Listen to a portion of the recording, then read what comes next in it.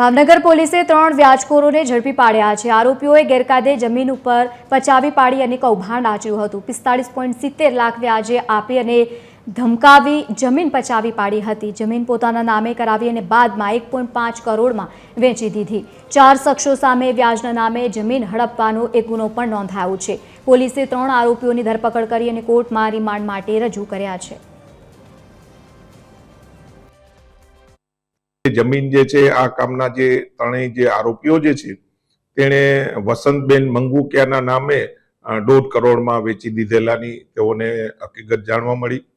આ કામનો જે આરોપી જે છે ગોકુળ કરમટિયા તેણે આ કામના ફરિયાદીને પોતે સાયબર ક્રાઇમનો PSI અમદાવાદ ફરજ બજાવતો હોય તેવું બી જણાવી અને તેઓને ધમકી આપી અને આ કામે જે 25,000 રૂપિયા બળજબરીથી કઢાવી લીધા અને 1 મહિનાની અંદર પૂરી રકમ આપો નહીં તો જાનથી મારી નાખશું એ ટાઈપની ધમકી આપી અને ગુનો કરેલ હોય